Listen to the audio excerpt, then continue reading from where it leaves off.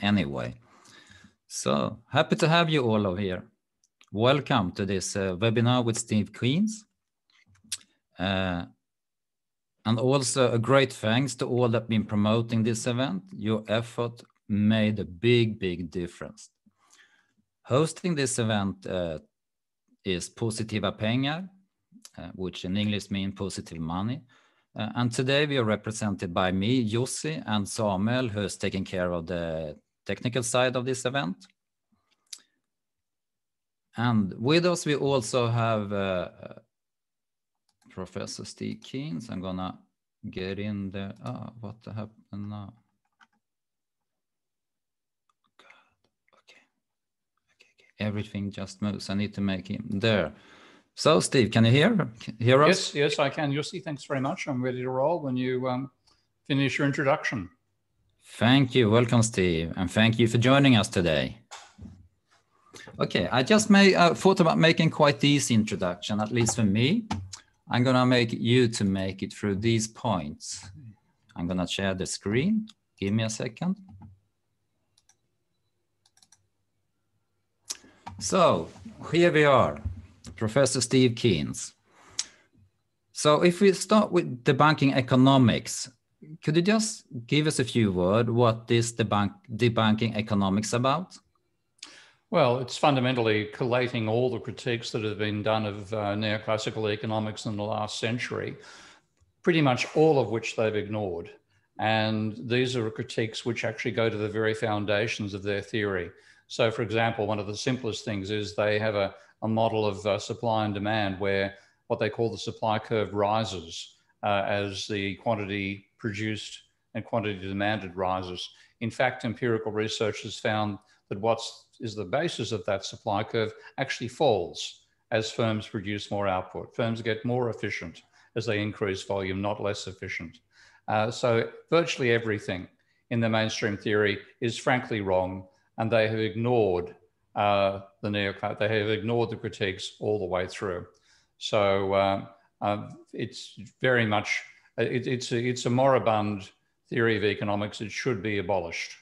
Frankly, that's my opinion, and I'll be supporting that in my next book called The New Economics, a Manifesto.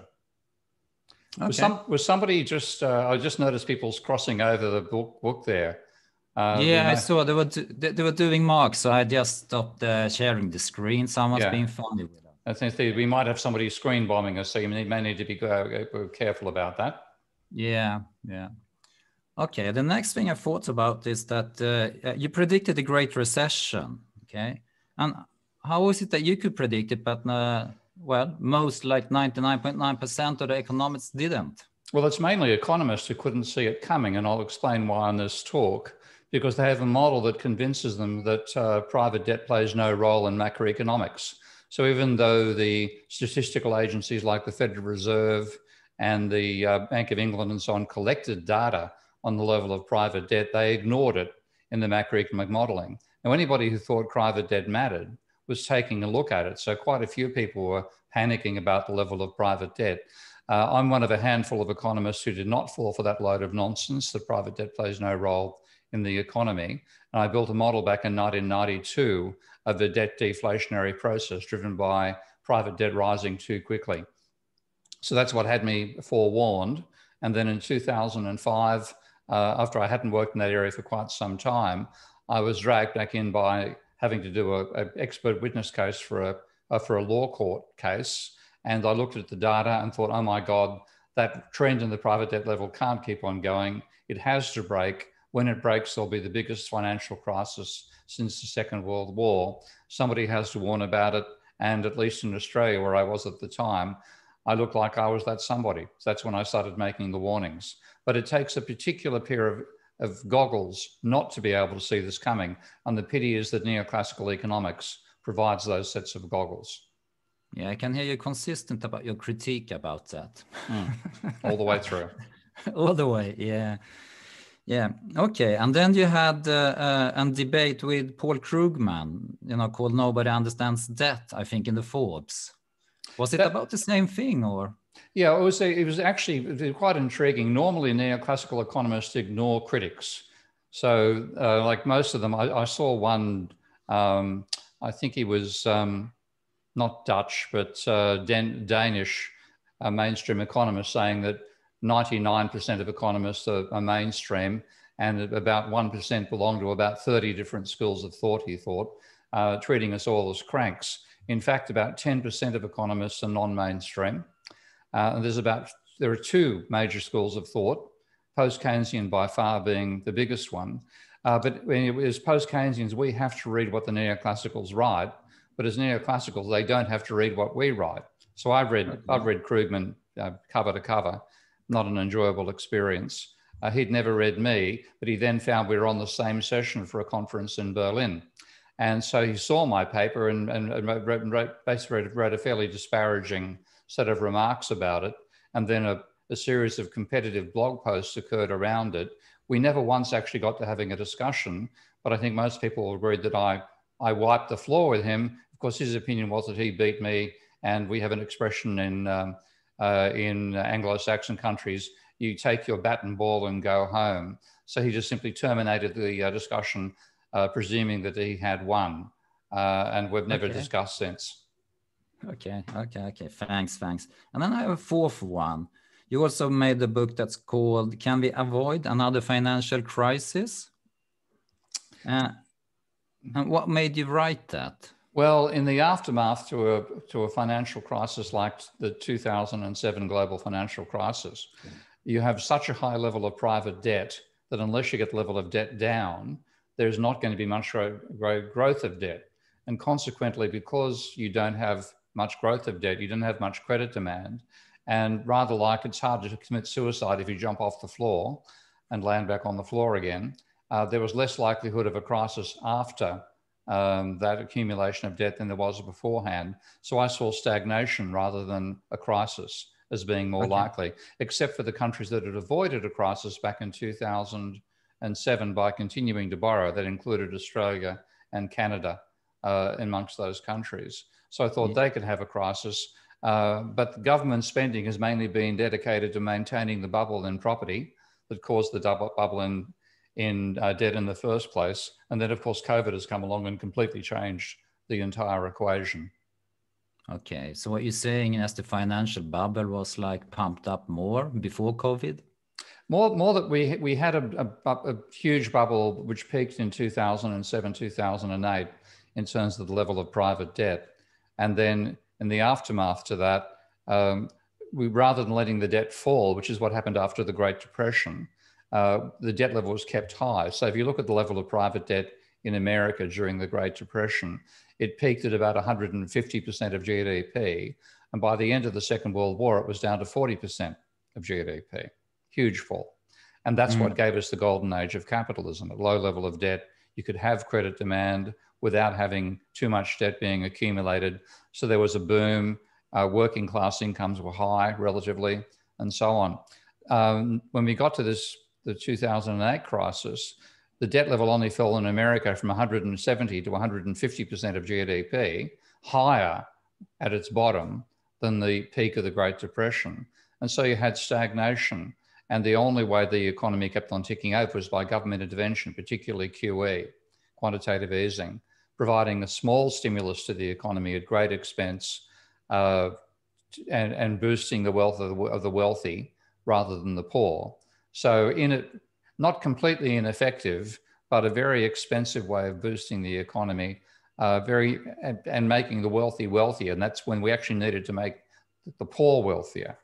So that kept us going, but we were still in the aftermath of the crisis. And then along comes COVID. So my great fear after COVID is that when all the supports that have been put there to mean people don't get evicted from their rental houses or their mortgaged houses, when those supports are removed, the extra debt people have accumulated during the crisis, plus the damage to cash flows, will mean that we then have a crisis after COVID, a financial crisis, with no boom beforehand.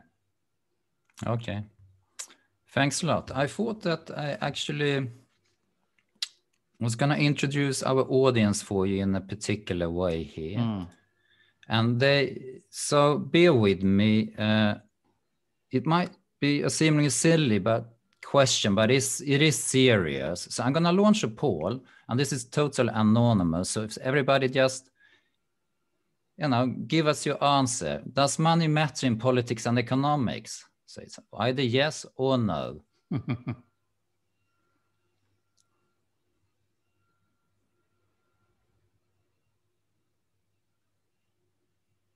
Oh, you got 1, 2 no's. That's good.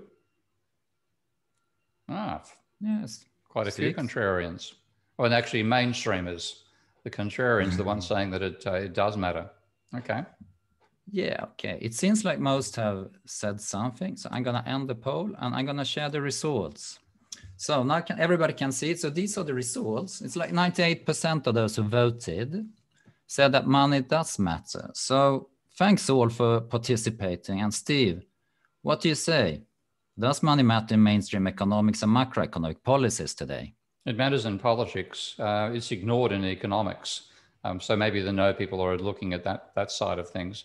But yeah, I'm putting forward a case which is a contrarian case compared to mainstream economics. The debt is absolutely fundamental. If you don't understand money and debt, you don't understand capitalism. And what are you doing taking part in politics if you don't understand the social system you're in?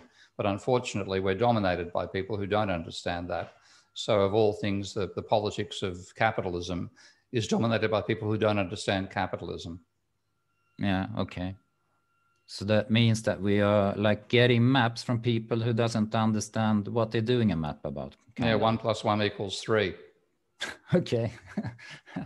Okay, thanks a lot for everybody for contributing. I'm just gonna close that down. So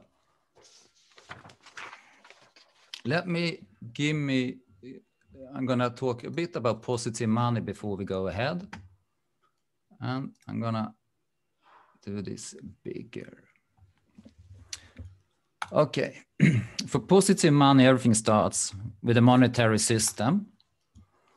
And it's obvious that something has to go wrong in our world, that something has to be corrected. And as I said, for us, it's the monetary system, which is the cause to our sad society. And actually, it might be the door for the bright future, if we correct it, okay? The monetary system consists of central banks and banks. They create and distract money and credit, and they also allocate that.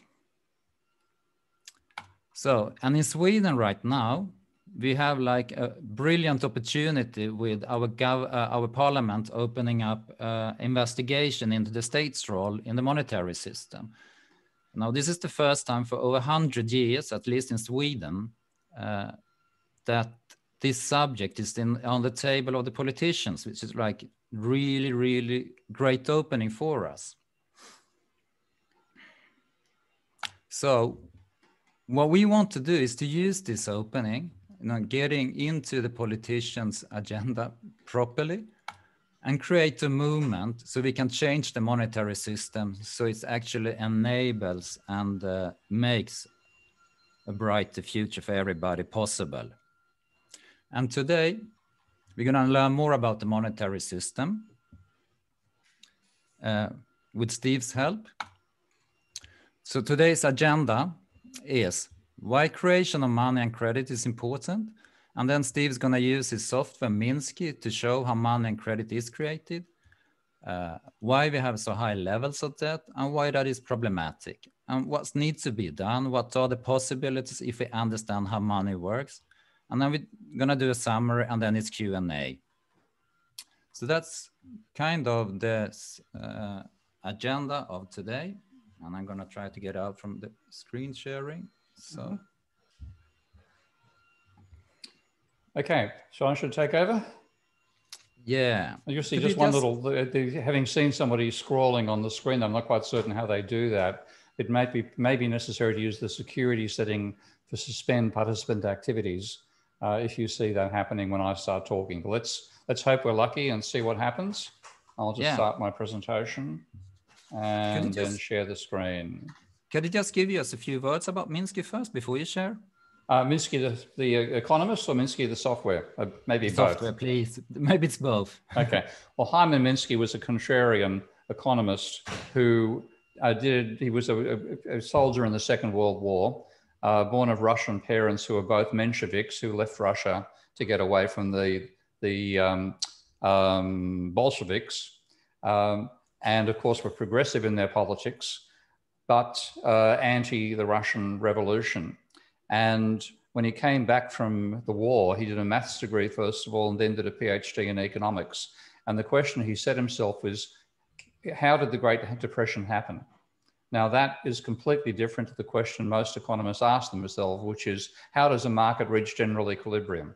Market economy reach general equilibrium. That's the mental framework of the mainstream. Minsky's was much more realistic. How did the Great Depression happen? And could another one happen? And he built a beautiful verbal model of the economy. What I then did is build a mathematical model of that, which generated some unexpected effects that even Minsky hadn't foreseen with verbal logic. And then when I realized that we needed software to make it possible to see this sort of thing, I named the software package I've invented after Minsky. So Minsky is a software package that enables the simulation of particularly nonlinear dynamics and economics, but in general, it'll cover you could use it to model any dynamic system. And it's open source and free and available from SourceForge. And I'd like people to be using it and helping us develop it further. Okay, thanks a lot. All yours. All right, so I'll share my screen and hope we don't get bombed. I'll just, that should be all right there. Okay, here we go. So what I'm looking at in general is, how is money created in a world where there's both government money creation and credit money creation? How do they interact with each other? And if you look at the conventional wisdom, this talks about things like fractional reserve banking, which argues that money creation is controlled by the central bank. And this seems to be what most politicians and most journalists believe. So Gregory Mankiw, who wrote the dominant first-year economics textbook called Macroeconomics, in 2016, I want to emphasize the date there, 2016, he had this explanation for how money is created. So he said, if the Federal Reserve adds $1 to the economy, and that dollar is held as currency, so literally as dollar notes or euro notes and so on, money supply increases by exactly $1.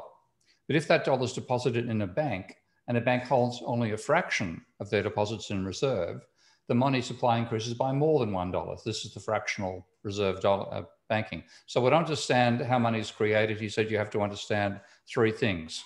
The decision the Federal Reserve makes about how many dollars to create. So this is deliberate saying it's the Federal Reserve that's controlling the money supply, making the very first decision. The bank's decision about whether to hold deposits as reserves or lend them out. And if the banks decide to hold more than they're required to, that reduces the amount of money created. So the only thing the banks can do is reduce the amount of money created by the Federal Reserve in the first place. And then households' decisions as to whether to hold the money as currency or to put it in a bank account. And again, whatever the government, how households do, can only reduce the amount of money being created by the Federal Reserve. So when they look at a collapse in the economy caused by a collapse in the money supply, their explanation is it must be the fault of the Federal Reserve. And this is Bernake from a book that collected his various essays on the Great Depression. He's the mainstream expert on the Great Depression, which is, to me, my way of thinking and looking at him, he's the person who provided an explanation for the Great Depression, which was consistent with neoclassical economic theory. And in neoclassical economic theory, the economy is self-regulating. So any problem must be the fault of the regulator. And that's what he concluded. So he said, our analysis provides the clearest indictment, notice the word, clearest indictment of the Federal Reserve and US monetary policy. Between mid-1928 and 1931, the Fed failed to convert inflows of gold and so on into growth in the money supply. And this was actively destabilizing. And then he said, our methods attribute a substantial portion of the worldwide deflation prior to 1931 to these policy decisions by the Federal Reserve. So it's all the Federal Reserve's fault, nothing to do with the banking sector. And then continuing on, how do the governments pay for the deficit? Well, it's obvious, they have to borrow from the public. So this is Mankiw again. saying that when a government spends more than it collects in taxes, so when spending exceeds taxation, it has a budget deficit, which it finances by borrowing from the private sector or the foreign governments. So that borrowing is the only way the deficit can actually be financed. The government has to get the money from the private sector. So it's taking money from the private sector and using it for public activities instead. And the government debt is a burden on future generations. So government borrowing reduces national saving, it reduces the amount of money, crowds out capital accumulation, and many economists criticize this increase in government debt as imposing an unjustifiable burden on future generations. Now that, because most economists, most politicians do a year of economics at a university, this is what they're absorbing, this is what they believe. And that's why I see this as being so crucial, because it affects the mentality of people who actually make political decisions. And then how do they describe what banks actually do? Well, banks are treated as what they call intermediaries. And that's an agent who introduces somebody who's saving money to somebody who wants to borrow money, and they make money by charging a fee for the introduction. So he talks about commercial banks being the best known type of intermediary, not an originator, not somebody who creates debt, but somebody who introduces somebody who wants to borrow to somebody else who wants to lend. They take deposits from savers and use these deposits to make loans. And then loanable funds means there's no link between the level of private debt and the money supply, because you're borrowing off some other non-bank, there's no change in the amount of money in the economy. This is my good friend Paul Krugman here. In his book, End This Depression Now, his comments on how to get out of the slump caused by the Great Recession. When debt is rising, it's not the economy as a whole borrowing some more money. So there's no link in his mind between the level of debt and the level of money. It is rather a case of less patient people borrowing from more patient people. And for that reason, private debt is irrelevant to macroeconomics. This is back to Bernake again.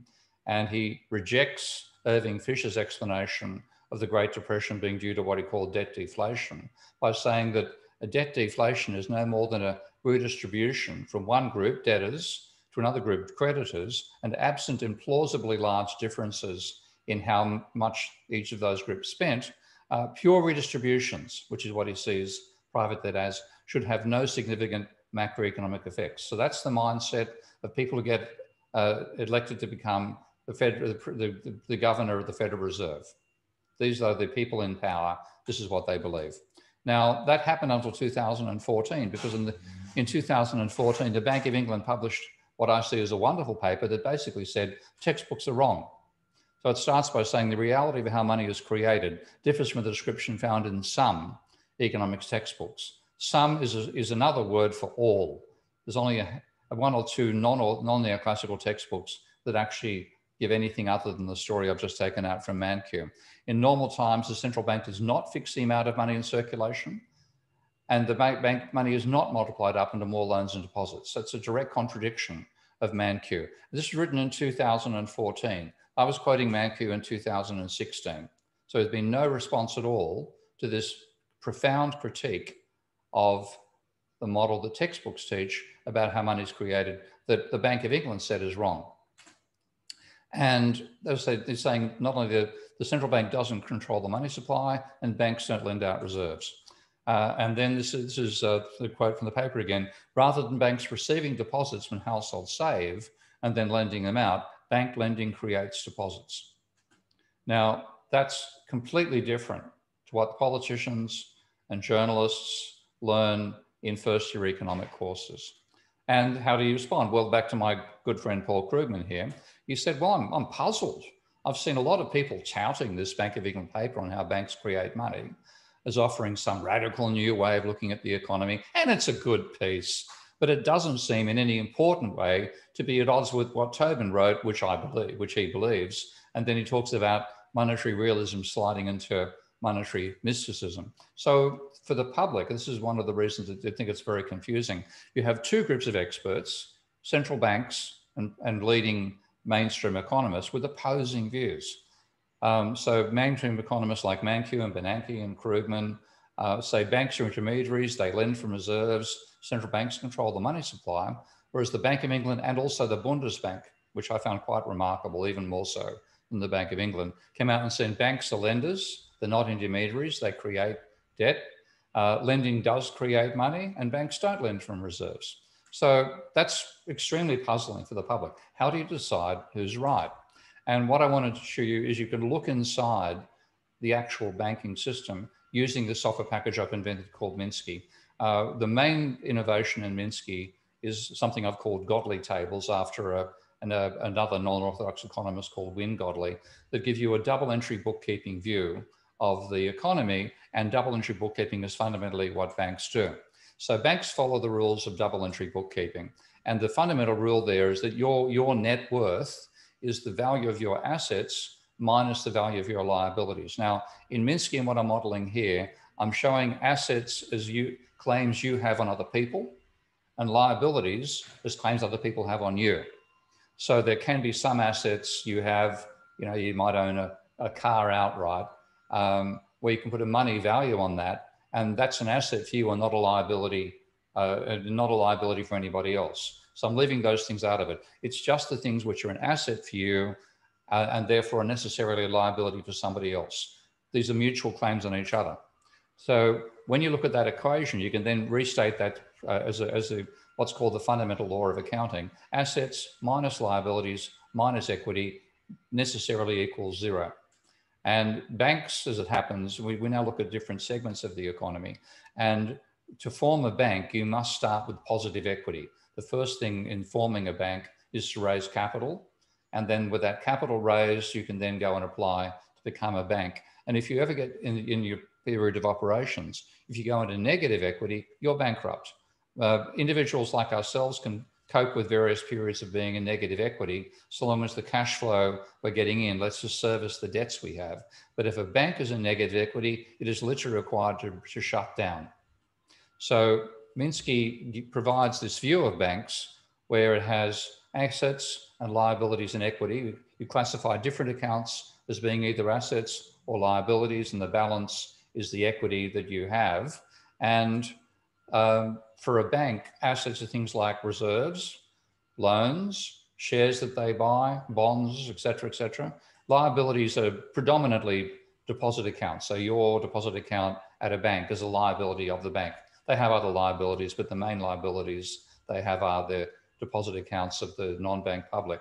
And the balance is equity, and that must be positive. So that's my starting point for explaining the economy. And then on each transaction you look at, the transaction must be entered twice, and the sum of that transaction, according to that equation, assets minus liabilities minus equity, must be zero. Otherwise, you've made an accounting error. So what I want to now do is use that as a prism to take a look at the financial system. And let's test that conventional wisdom. So Mankiw tells us that that commercial banks take deposits from savers. So I can show that. So we have savers making deposits. So here's the saver puts a deposit amount of money. I'm using words here rather than numbers because Minsky works in symbolic terms rather than arithmetic. So there's the deposits going into the liabilities. It also increases the assets of the bank. So the bank, you put the money in and the bank records, yes, you've got that. We owe you that money back if ever you want it. But it's included in our reserve. So it goes into our safe in the back of the bank, and that's the deposit. So the deposits have gone up, reserves have gone up by the deposit. The saver's bank account has gone up by the deposits. Deposits minus deposit equals zero. So that is accountingly correct. Okay. Now, then Mankiw says, and they use these deposits to make loans. Okay, well, let's try that. If you're going to make a loan, you have a minus key in the reserves and a plus in the saver, in the borrowers. So you want to take money out of here and put it in the borrower's account. Let's give that a try. So I've got a minus lend here to lend from reserves, a positive lend here to increase the borrower's account. And Minsky says, I'm sorry, that doesn't sum to zero. That's a mistake. You can't do it that way. There's an accounting error. So the idea of lending from reserves in itself violates the laws of accounting. Now, why don't economists understand this? Because they don't, well, first of all, they don't learn accounting, most of them. And I didn't either. I taught myself accounting in actually building Minsky. But they don't think money matters. So they don't really care that they don't know about it. And they don't care whether what they say fits to what accountants think has to happen they work entirely from their own self-referential scheme. So they don't even realize they're making an accounting error. So banks can't lend from reserves unless there's one way that banks can lend from reserves. It's fairly simple. You have to go directly from reserves to loans. So I can have a minus in reserves and a plus in loans, and that balances out accounting. That's correct. Only the question is, how does a borrower get any money out of this? Well, the only way the borrower can get money this way is if the loan's in cash. Okay? Then what happens when you look at it from the point of view of the borrower? The top level, this is the banking sector's view. Now I'm looking at the system from the borrower's point of view. So reserves have gone down and the debt of the borrowers has gone up. Well, where do they get the money? Well, they've got cash. That the reserves that have gone down turn up as cash now being held by the borrowers, and they're willing to have the extra liability because they wanted the cash. So the only way the fractional reserve banking system works is if all loans are in cash. So is that how banks lend? Well, they may have lent back in the 19th century that way sometimes, sure. 21st century, forget it. When you get a loan in the 21st century, it goes straight into your deposit account.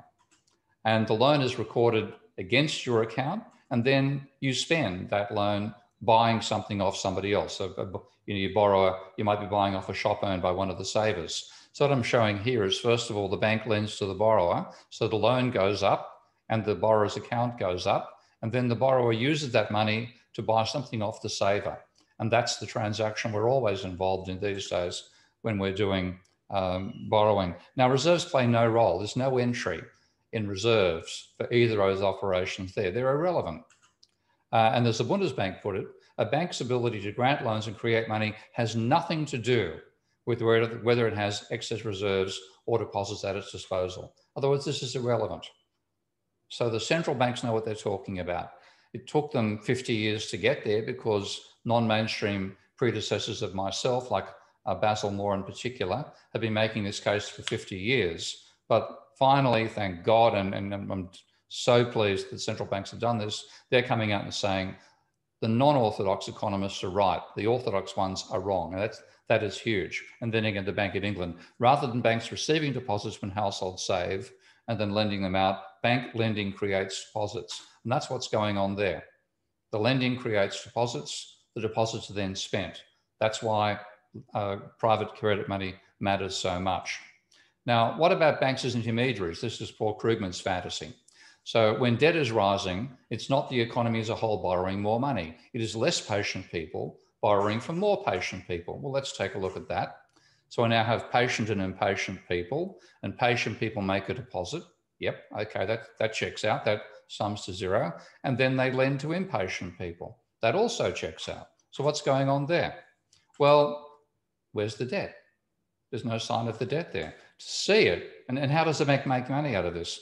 Well, so you have to have additional tables now, looking at it from the point of view of the patient people and the impatient people. So this is what happens. I mean, I know this, I've actually lent to a family member. And so this does actually happen. There are non-banks lending to other non-banks. What's going on here, the impatient people borrow from the patient. They then pay interest back. And then if you imagine you're not talking inside a family now, but you're looking at banks acting as intermediaries between savers and borrowers, then maybe the bank charges a fee to the savers for making the introduction. So then you look down here at the patient people's accounts. Well, they've got a deposit initially, that's still there. Their assets, their money assets in the bank have gone down, but their assets in terms of loans that other non-banks, that the impatient people owe them, has gone up. They earn interest out of that, and out of the interest they pay a fee. And then the impatient people borrowing the money, they get the money, but they've got to pay interest on it to the patient people. So that does hang together. But is that the major form of banking? If it was, if this is the main form of lending, you could ignore banks. You know, there are small agents and the whole thing. So you could ignore them, not because that banks don't lend money, but because bank loans are a small part of the overall operation. Well, that is, I've put the inverted comma there between F, leaves out 3 letters, which Australians use all the time in language. I won't use it because I know I'm talking to much more polite Swedish people. It's garbage. Of course, banks are by far the major lenders. And when you look at the level of private debt, at the moment in America, the level of private debt is over 160% of GDP. This is showing the long-term history now of private debt in America going back to 1834. This is a reconstructed time series. I have actual data from the period from here on, 1945 forward, the Federal Reserve. And then there are two data series held by the Bureau of Census, one of which gave much higher level and one which gave much lower level, but they both overlap enough to be able to say, well, taking what the Census Department recorded in one time series from 1916 to 1970, and then another from 1834 to about 1945, this is a decent reconstruction of the level of private debt in America, pretty much over the history of its capitalism. And what you can see is debt being as low as 10% of GDP. It's now peaked at 170%. And I think I better just see if I can actually reduce the scale of that. There you go. So we're now, that if it was obscured earlier, you're now seeing the increase in private debt being caused by COVID. And that, by the way, is just the first 6 months of last year. It doesn't include the last 6 months of data. In fact, the next data update is coming on March the 1st. Now look at credit. This is, debt is the amount of dollars you owe. Credit is the change in the dollars you owe on an annual basis. So credit is the annual change in private debt. And it's both highly volatile and quite substantial compared to GDP. Now, if you look at it, this line here shows you when credit is zero. And you can see in the pre-Second World War period, there were quite a few times when credit was negative. In the post-World War II period, no negative credit event until the Great Recession. And then you went from the highest level of credit in the history of American capitalism, 15% of GDP was never achieved before, down to one of the lowest, and it was sustained negative. And there's also a negative at the time of the Great Depression. And there's also a negative back here in what is known in the history books as the Panic of 1837. And they were the three major crises of America. So this is just even on a casual empiricism ground, this is strong evidence that credit is vital for understanding a capitalist economy. Now, Bernake claims it should have no significant macroeconomic effects. Well, that's a prediction that if you look at the credit, annual change in private debt, it should have no particularly significant correlation with other forms of economic data. So this is looking at the relationship between credit and employment. So I've taken the unemployment rate, I've subtracted that from 100 there. Again, I'll just move these. Actually, I might just minimize that, okay? I just see you there, jury, nobody else there. But what you can see is some correlation, but obviously when there's a huge downturn in credit, there's a huge collapse in employment as well. So not particularly significant though, that correlation coefficient between 1890 when the data begins and 2021 is 0.29, which is fairly small. But what about when debt is high? What about periods of the Great Depression and the Great Recession? Well, different story entirely. That is the Great Depression. And the correlation between credit and the employment rate is 0.81, which is huge. Now go to the Great Recession, our most recent crisis. Between 1990 and 2014, the correlation between credit and unemployment, the employment rate and the unemployment rate for that matter, 0.93. That's ludicrously high. And that's far beyond the zero that Bernake assumes that it is. Now, why doesn't he test the data and see that it's wrong? Oh, I've got to change my mind. Because he's a neoclassical economist. And what this applies to any paradigm, unfortunately. People in a paradigm try to confirm their beliefs. They don't try to criticize them. Popper was quite wrong about how scientists in general behave, and it's even worse in economics. So mainstream economists are wrong about how banks work. Okay? They're not intermediaries. They don't lend from reserves. They're wrong about the macro impact of private debt. So could they still be right about government debt? Well, I hope anybody who thought they might know what they're talking is being a bit skeptical. But here's back to Mankiw again. When a government spends more than it collects in taxes, it has a budget deficit, which it finances by borrowing from the private sector. Again, this is what politicians and journalists learn in their first year economics course. If that was true, then private bank balances should fall when the government runs a deficit. So private money goes down, public money goes up, and public spending is therefore at the expense of private spending. And that's the perspective that Mankiw puts across as well. Well, let's check that out using Minsky. So looking just at government taxes and government spending. When the government taxes, it takes money out of your deposit accounts. That's how you pay your taxes. When the government spends, it puts money into your deposit accounts. That's how the government spends, whether it's buying goods and services off you as a company, or whether it's paying your welfare, unemployment benefits, health, et cetera, et cetera. So if the government runs a deficit, then spending is greater than taxation. And if that's the case, the deficit increases the amount of money in private bank accounts. It doesn't reduce it, it increases. The exact opposite of what neoclassical economists are claiming. And when you look at it from the point of view of your net worth, your equity rises because of the government deficit. So this is now looking at from the point of view of the public as well. So that's the banks themselves. How does the non-bank public see it? Well, the spending has increased their equity and the taxation reduces their equity. So government spending creates money for the private sector.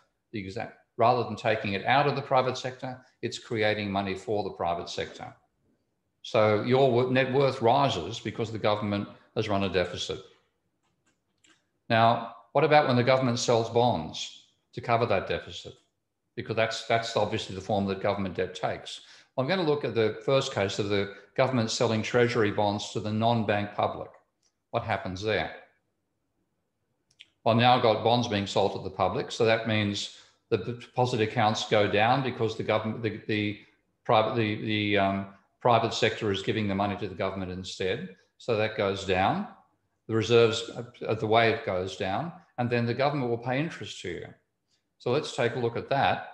If the value of bonds is equal to the deficit, so this one here equals spend minus tax, then the private bank balances are unaffected. The deficit increases your bank account. Buying the bonds reduces it by the same amount. There's no change in your deposit account. So even where the government does sell bonds directly to the private sector, it does the net effect of the deficit plus selling the bonds is no change in the bank account, not a fall in the bank account because of the debt. And then if the government pays interest, so the sum here is zero, okay, if that's what the government is doing, the equity of the private sector still rises because they get paid interest.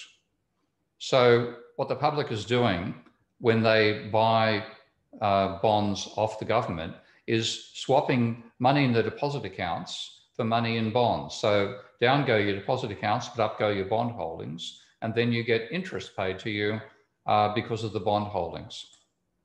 So the sum is still greater than zero. So even if the government finances deficit entirely by selling bonds to the private sector, there would still be an increase in private sector equity courtesy of the interest being paid on those bonds. So again, what the neoclassicals think is almost the opposite of the truth. Now, the normal situation, the initial situation these days, is the government sells to banks instead, sells bonds to the banks. The banks can then on-sell those bonds to the private sector. But if what happens where the government sells the bonds initially to the banking sector, that increases private bank accounts and private equity. So you've still got the sum being positive here. That's for the non-bank public. So the non-bank public gets if the bonds are sold to the banking sector, the public gets an increase in their money supply, an increase in the equity. What about on the bank reserves? Well, the increase in the reserves is the same as the increase in the liabilities. So the reserves have gone up by spend minus tax. If the bank then, if the government then sells treasury bonds to the banks, that lets the banks convert reserves, which is here, to bonds. So reserves normally don't earn any interest. Bonds do earn interest. The money to buy the bonds is being created by the deficit. The banks then use that money to buy the bonds, and therefore they get interest payments. So with the bonds being sold to the banking sector, the deficit doesn't take any money out of the private non-bank sector, provides the money that the banks need to buy their bonds, And then when they buy the bonds, they get income earning assets. So what you have is a positive for the banking sector and a positive for the non-banks out of the government running a deficit. And what about when you look at the whole system? Well, this gets more complicated. So brace yourselves here. This is looking at the overall pattern, including spending in excess of taxation, selling bonds to the banks, selling bonds also to the public, paying interest to the banks, paying interest to the public, and so on. And from the point of view of the public, they get a positive. If there's a deficit, their equity rises, plus they get extra money out of the interest payments being made.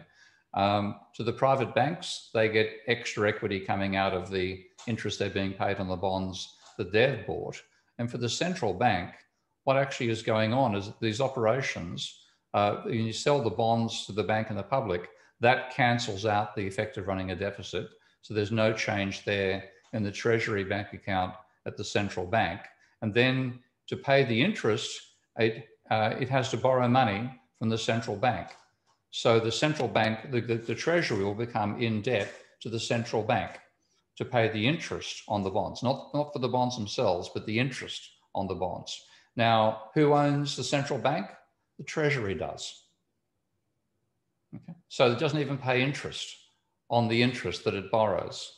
So the deficit, there's no borrowing from the public. It's actually creating money for the public. The interest payments create additional money for the non-government sector.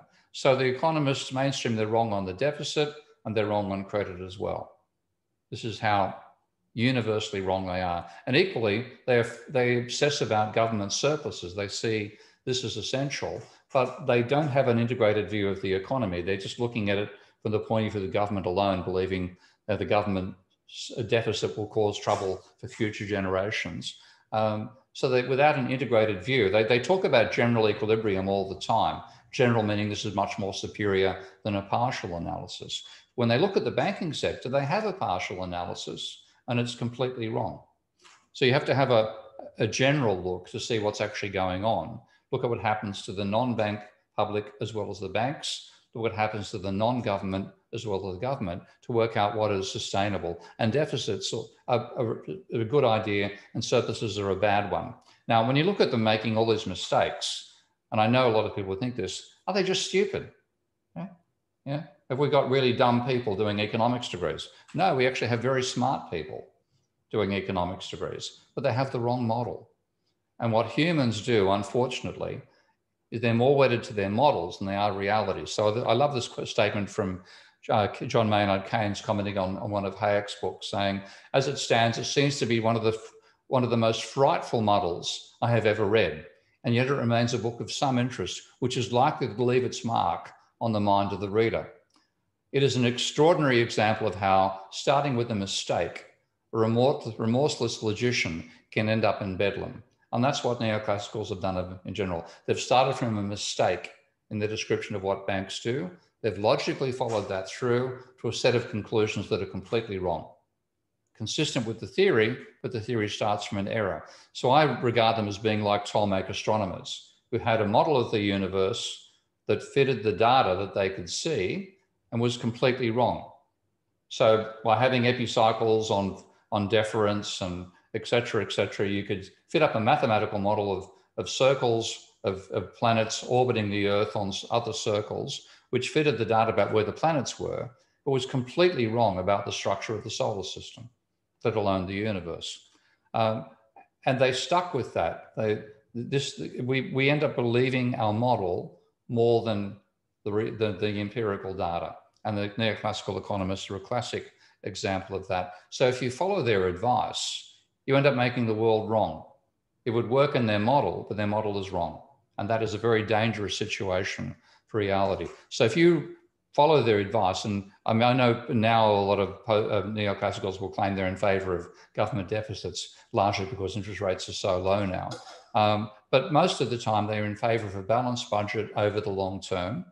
And they're often pro-surplus. And there are some of them who are quite rabidly in favor of governments running permanent surpluses. But what is actually happening if the government does run a surplus, and it can do that, it ends up forcing the private sector to borrow more money from the banks because there's not enough fiat money. And then in the aftermath, you have a crisis. So here's President Calvin Coolidge from 23 to 29. And he was very proud of the fact that he managed to run 1% of GDP surpluses throughout his term. No Congress of the United States ever assembled on surveying the state of the Union has met with a more pleasing prospect than which appears us at the present time. A surplus has been produced. 1/3 of the national debt has been repaid.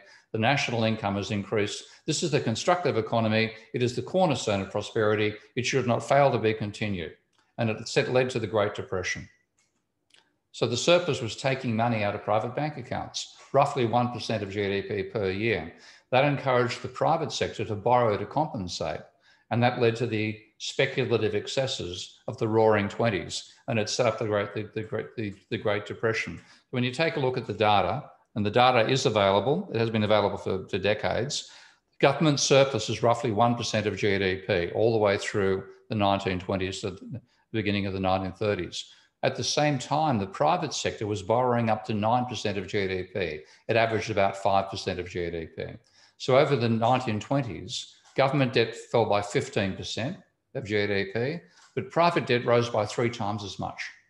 And that set up the Great Depression. So what you then had was this period where government debt was falling while private debt was rising, and then bang, the credit bubble burst. You had deflation driving the debt level even higher, and the government being forced back into borrowing money again, or creating money by borrowing. So the reality is, when you take an integrated view of how banks and the government behave, the government should normally run deficits to create fiat money for the private sector. And this is, I'll see if I can actually bring this model up. I'm not sure that it will work properly here. But what I've done with this Minsky model, Minsky is not just a system for, pardon, I didn't mean to bring that over. Not just a system for showing tables, it also lets you model, dynamically model the system. So I have the deficit being controllable as a percentage of GDP, and credit also being controllable as a percentage of GDP. And what I've set up here is pretty much the situation that applied during the 1920s. The deficit was a surplus of 1% of GDP, and credit was about 3% of GDP every year. So you run this, and yes, you get a growing GDP over time. You get diminishing government debt, but rising private debt. But what if there was no credit coming in from the private sector? So I've set the credit to 0 now, and I just run the surplus. And what you get is a collapse in GDP.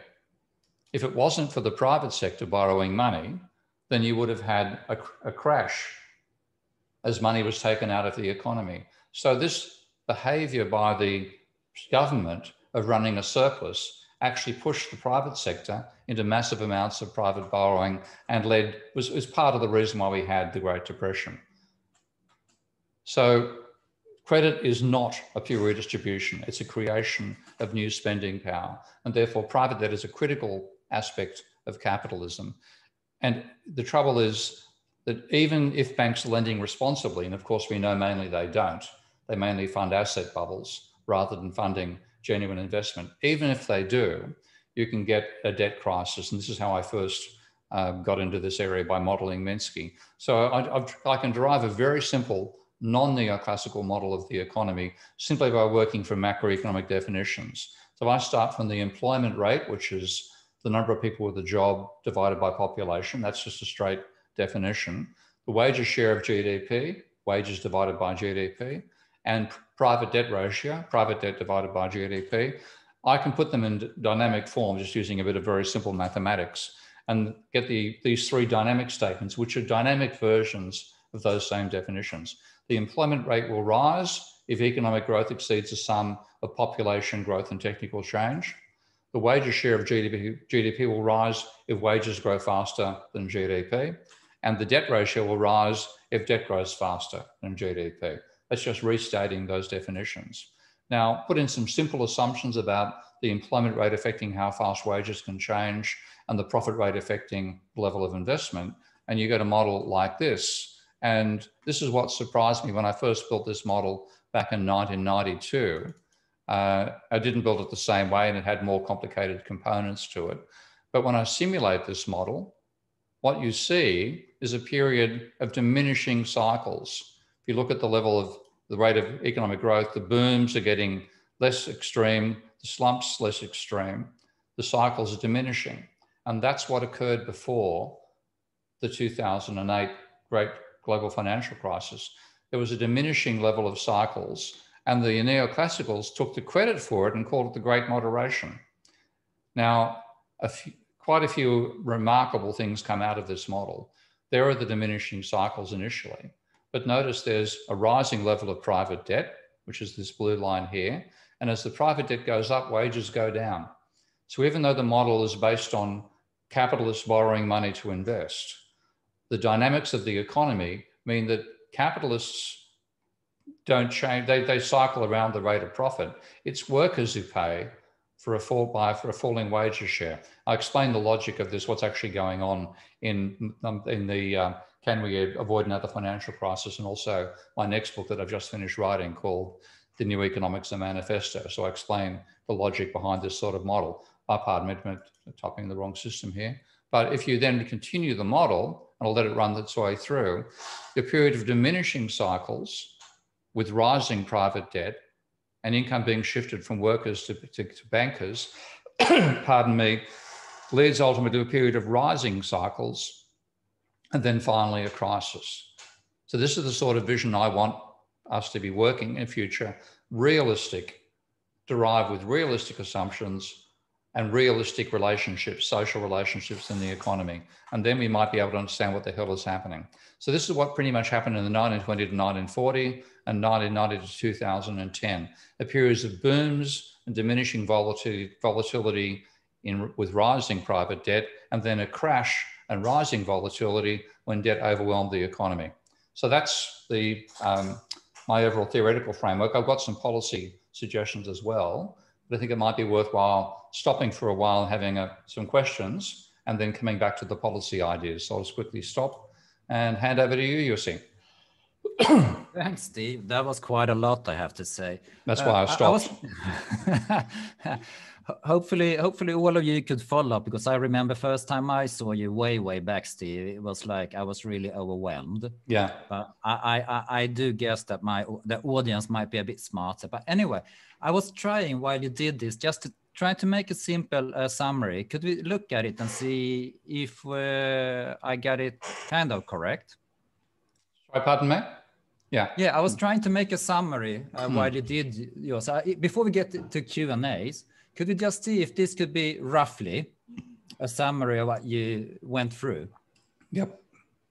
That's the first. Yep, the first 3 points are deadly accurate. Yes, that's true. Yeah, and private debt drives aggregate demand. When high private debt, high correlation on that, because what you saw is before the Great Depression, there was, the correlation was 0.29 or something, right? And increase in debt decreases wages. Yep. And private debt, because it's an allocation from banks to purchase of financial assets, it drives asset price inflation, which is bubbles. Okay, and it causes financial crisis. Yep, that's all good. Okay, thank you. And then we had government spending. Surplus is a deficit for private sector, and it forces higher private debt because otherwise the economy goes bang. Completely, yep. Okay. And deficit is a surplus for private sector. It enhances equity for it.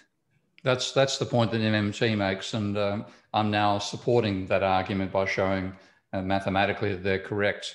And it's we end up putting ourselves in a financial straitjacket by not understanding that, which is why advocates of MMT are so insistent on their position. I'm glad they're finally being listened to by the public, if not by mainstream economists yet, or by governments. Okay. Okay. So, yeah. Thanks. Yeah, and then government bonds. That's an asset swap for banks. I mean, they shift reserve for bonds. It's not like borrowing in the ordinary sense. That's right. And like, that's one thing I must admit, I didn't understand that myself before I read Stephanie Kelton's The Deficit Myth. And I used to say that with the extent to which governments created money depended upon central banks buying government bonds. In fact, that's irrelevant. So it's just simply the bonds, the deficit creates the money and creates the reserves, and the banks use the reserves to purchase the bonds. There can never be a situation where there's not sufficient money to buy the bonds or sufficient willingness, because the deficit itself creates the money that's used to buy the bonds. Yeah, thanks. And then the conclusion through that is, I try to be quick, so please help me, but that is like government should normally run deficits to avoid everything above. Yeah, it's not a case of deficits during a slump and surpluses during a boom. In general, they should run deficits roughly equal to the rate of growth you want to achieve divided by the velocity of money. Okay, I need to write down that then. Rate of growth, velocity. Okay, thanks a lot, Steve. I'm gonna drop this like that. And then for questions, Samuel, if you can help me here to see if people could raise their hand in the chat. And then just we open the mic and they could ask you the question. And if you could help me with that, Samuel, I would appreciate it a lot. I can see some of the questions there. Yes, I agree. J.K. Galbraith, and by the way, his son Jamie is both a fabulous guy and a very good analyst as well. He's written some interesting papers recently on Texas, because the poor man lives in Texas, Austin, Texas, and is probably freezing to death as we discuss this now, given the catastrophe of the privatized Texas power system. Yeah, so that's a good start. Central banks, no, they're not privately owned. The Federal Reserve is a strange institution. It was brought into existence in 1913, apparently on an island called Jekyll Island, which is a pretty good start for looking like a conspiracy theory.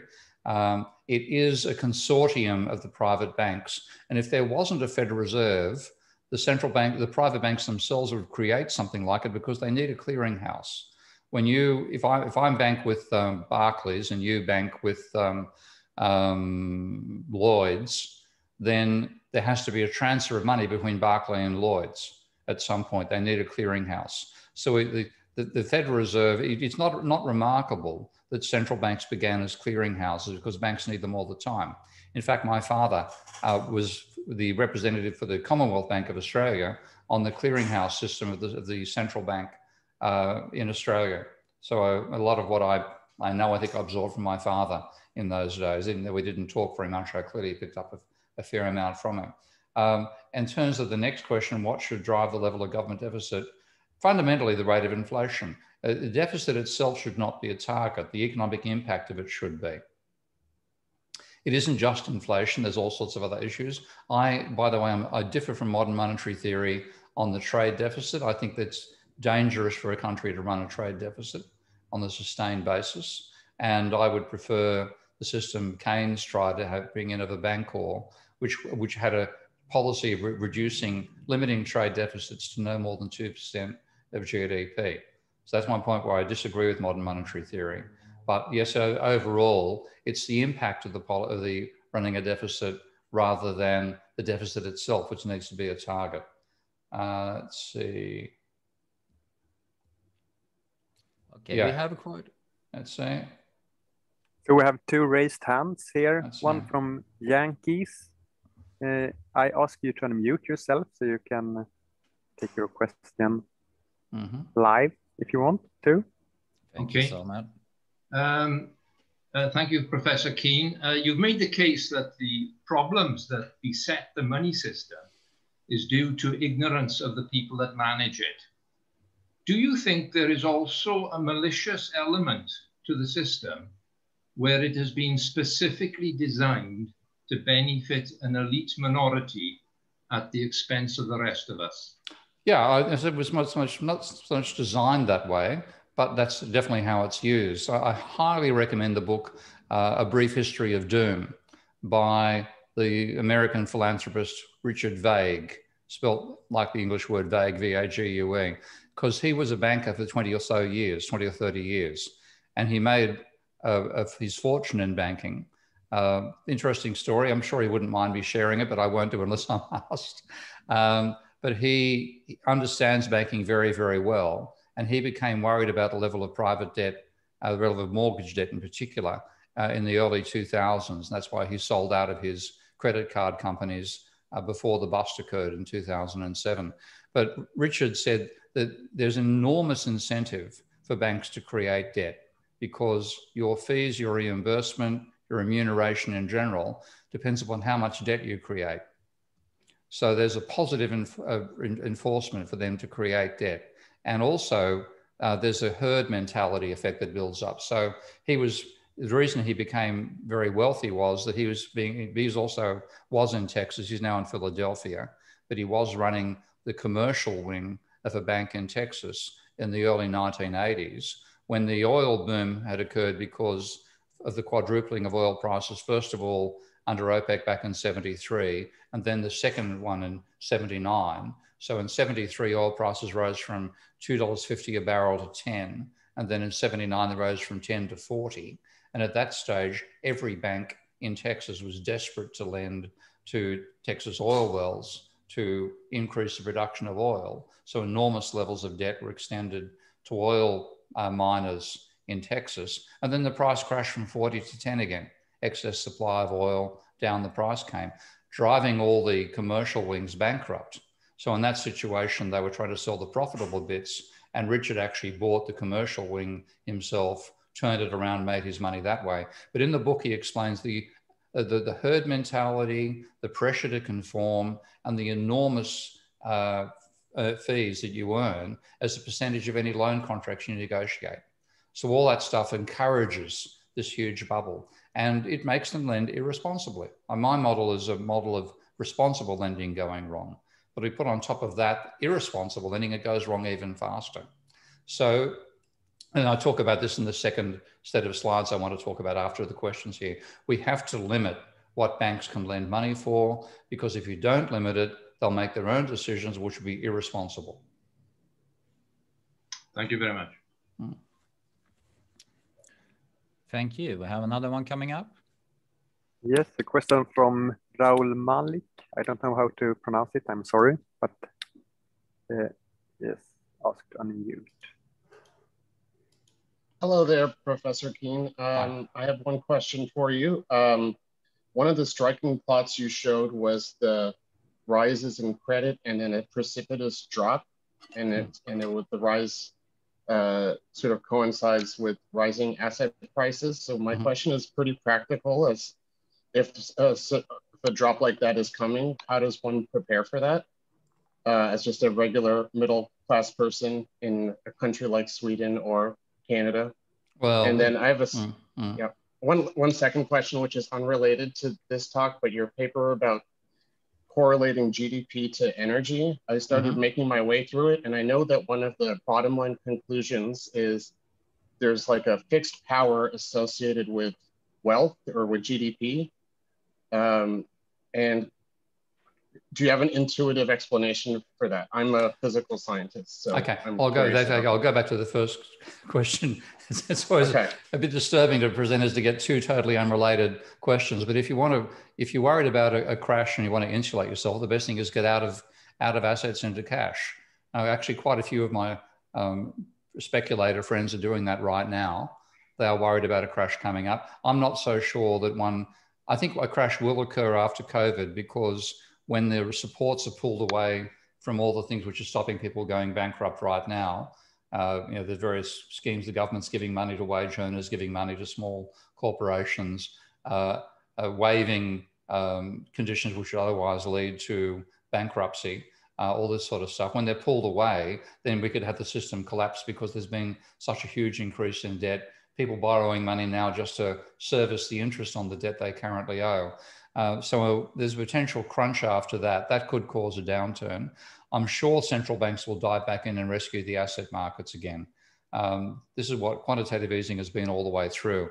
I called it a pact from the devil when they started doing QE, because QE was designed to push up asset prices. And then once you start doing it, unless you continue it, asset prices collapse. So when they take the pressure off QE, asset prices plunge, they go back and do it again. So I've got a feeling any decline will be short-lived. the central banks will go back and continue pumping up asset prices again. But if you do want to insulate yourself, then get out of the share market, get out of any form of assets. I mean, I wouldn't say sell your house, because we live in our houses for reasons other than investment. But any assets where you leave it up, reduce your leverage, and then when a crisis comes, you can be in a positive situation. The one on energy, I won't take too much time on that because most people here aren't aware of it. But fundamentally, when you think about what GDP is, it's useful work. Okay? And you use energy to perform useful work. And through all the mucky elements of how GDP is defined, fundamentally, it's telling us how much energy we're getting to consume out of the energy we're mining from the planet. And in that sense, it makes perfect sense that there's almost a one-for-one correlation between change in energy and change in GDP. Jonas Lundqvist, it's your question. Sorry. Is there another question there? Can take from Don Kulapa instead. Dom, okay. Speak away. Can you unmute yourself? Hello. Thank you for really. Dan. Okay. Hello. Thank you. One point was made that neoclassics are wrong in that deficits is a cost for the public. But is this not a question of future generations versus today's generation? As your model concluded, future wages will decline due to higher debt. This implies that future generation will take the cost of deficits made today, and therefore we can talk about a public cost. I am sure it is true that deficits can be used to kickstart the economy, but as Stefan Ingves says, there are no free lunches. Is this not a true economic statement? No, it's not true. The reason being, when I was talking about the level of debt, rising debt, suppressing wages, that was in relation to private debt rising. And if you, I mean, both in my Can We Avoid Another Financial Crisis and also my next book, which I hope will be out by the end of the year, which is called The New Economics, a Manifesto, I explain the logic behind rising private debt causing falling wages. So that's quite independent. Secondly, when you run a deficit, rather than the debt that's run up for that deficit burdening future generations, making them less wealthy, it makes current generations more wealthy. The thing I would like people to take a look at is the level of government debt that was run up in the Second World War. And in the case of America, for example, in 1 year, the level of government debt rose by 30% of GDP. Now, that 30% of GDP created 30% of GDP more money. And if it was true that future generations were burdened by government debt, then the most unfortunate generation in human history would have been the baby boomers. Any baby boomers here feel unfortunate? Okay, it's a myth. Okay, again, this is one of these fallacies of thinking about the financial system in a partial way when you have to think about it in an integrated way. And because the government deficit creates money now, it enriches current generations. And if that money is also used to build infrastructure and so on, which a large part of it was during and after the Second World War, then that generation is the beneficiaries, that level of infrastructure construction. So the opposite of the mainstream thinking.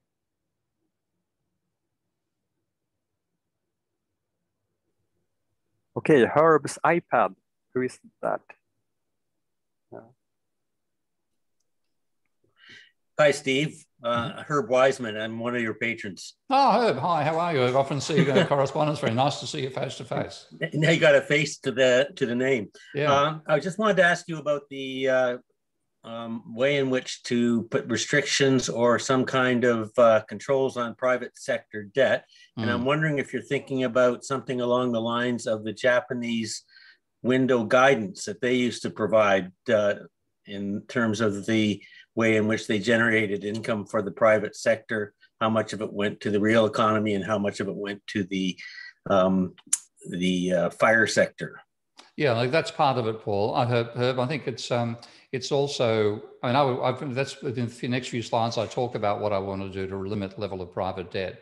So, but certainly things like policy guidance make sense. This is not the free market, okay? When you let the banks create money, that is a privilege, a public privilege they're being given. It's not like, you know, letting Elon Musk make new and better automobiles, which is where you want the private sector to make most of the decisions within also regulations about how fast you can go on the road and how safe you have to be and so on. Regulations often inspire innovation, as Mariana Mazzucato argues very well. But yes, things like credit guidance make sense, but also I want to make it virtually impossible for banks to make money out of lending for asset bubbles. That to me is the most important thing. And then I'll give a couple more comments when we finish these questions about how I would try to control the level of private debt. Oh, by the way, I saw Paul pop up a moment, Paul LeBeau. Hi, Paul. Pop up a comment about how this is all about sustainable growth in the future. I agree completely. We're going to have degrowth in the future, given how much we overstepped the planetary boundaries, courtesy of neoclassical economists, people who are far worse human beings than Paul Krugman, people like Richard Toll, and William Nordhaus. We're going to be forced to degrowth, and in that situation, a government money system is about the only one that'll work, because any private money system is likely to lose large amounts of money. Nobody's going to make a profit out of global warming. Also, Oscar tried to raise his hand. Yes, I still don't understand. I think all of the new monetary theory and your theory works as long as state banks are owned by the states themselves. But there was some kind of fraud through which Federal Reserve was created, and the president who created the Federal Reserve said he had betrayed his country more than anyone ever had. And I still don't believe that Federal Reserve and the Treasury is the same thing. I think that new monetary theory works if the central bank is state-owned, but if the state bank is privately owned, the money created becomes a debt to that private bank. So if new monetary theory is to work, the state banks, even Federal Reserve, have to be totally state-owned. No, modern monetary theory, and you're saying new there. This is just it's basic accounting as to how the parts of modern monetary theory I completely agree with, fundamentally the accounting details that I've shown you in those Minsky models. And they apply whether you have publicly owned or state-owned banks. It's not... I was talking about the central bank. The central bank doesn't, it can be publicly owned, privately owned, it doesn't matter so long as it enables the Treasury to have an account with it. And whether you talk about privately owned or publicly owned, I don't think there isn't, so far as I'm aware, there's not a country on the planet where the central bank is owned by a private institution and pays its earnings to a private institution rather than the Treasury. Whatever the ownership pattern might appear to be, the ultimate beneficiary of any gains that the Reserve banks make out of their money is the Treasury. And I know that the Reserve is forbidden from directly funding the Treasury, but it doesn't need to. Okay, so long as the Treasury runs a deficit, it doesn't need the central bank to do anything apart from let it have a bank account. And the one thing that if the government, the central bank doesn't buy all the bonds and the private banks buy it instead, then that means the central bank, the Treasury ends up having a zero balance in its Treasury account, which is sustainable. The central bank's role is fundamentally to be a bank for the Treasury, not that what it does controls how much money the Treasury can create. Okay, I think, Steve, thanks a lot for answering all those questions. And thanks everybody for asking your questions, but could we proceed with your next slides? I'll go back and just continue sharing here. So that's, and thank you for the questions. They were quite enjoyable to answer. And I want to now say, well, what do we do? And one thing I've been arguing for over a decade now is we need a modern debt jubilee to reverse the historic mistake of creating too much credit money and not enough fiat money. And the idea I've had, which I never thought would be ever worth seriously discussing because I thought there was no chance ever of getting it to happen, but COVID has made me think it's actually feasible to do it. We could use the government's capacity to create money to make a per capita deposit into private bank accounts. And the amount of money I speculated about in my next book was $100,000 in every adult's bank account in America. The adults would include everybody from somebody who's a homeless person on the streets to Rupert Murdoch. And anybody who had debt would be required to pay their debt down by the amount of that injection. So say $100,000 per person, then pay your debt down by 100,000. Those without debt, therefore those who didn't borrow to speculate, would get new money, and I would require them to buy newly issued corporate shares, not existing ones, newly issued shares. And those newly issued shares would have to be used to cancel corporate debt. So you'd reduce the debt leverage of corporations and increase the equity, and you'd also democratize the ownership of shares rather than only shareholders benefiting out of quantitative easing. Everybody would benefit out of this. And so if you did that with 100,000 per US adult, the result would be a drop in private debt of 110% of GDP.